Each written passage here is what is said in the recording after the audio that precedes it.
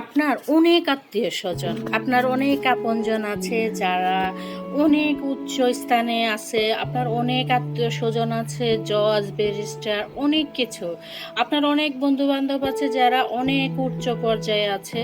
কিন্তু আপনি যখন বিপদে পড়েছেন, আপনার কয়জনে খবর রেখেছে? আপনি না খেয়ে থাকলে আপনার কয়জনে, আপনার আত্মীয়স্বজন, আপনার আপনজন, আপনার বন্ধুবান্ধব আপনাকে একবারও প্রয়োজন ছাড়া খবর নিয়েছেন যে আপনি সুস্থ আছেন কিনা, আপনি অসুস্থ কিনা, আপনি খেয়েছেন কিনা? তাহলে এত আত্মীয় স্বজন দিয়ে কী লাভ যদি তারা প্রয়োজন ছাড়া খোঁজ না রাখে? এত আপনজন দিয়ে কী লাভ যদি তারা বিপদে পাশে না থাকে? এত বন্ধু বান্ধব দিয়ে কী লাভ যদি তারা বিপদের দিনে খোঁজ না রাখে?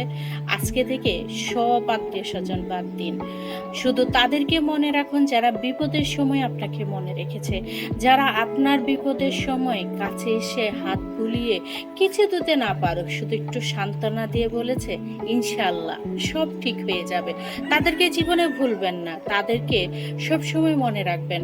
যারা আপনার কাছে এসে বলেছিল ইনশাল্লাহ সব ঠিক হয়ে যাবে, জাস্ট এইটুকু কথা যারা বলেছিল, এইটুকু সান্ত্বনা দিয়ে আপনাকে যে একটু মানসিক শান্তি দিয়েছিল, তাদেরকে জীবনে ভুলবেন না। তারাই সবচেয়ে আপনার আপনজন। আসসালামু আলাইকুম, জুম্মা মোবারক, সবাই ভালো থাকবেন।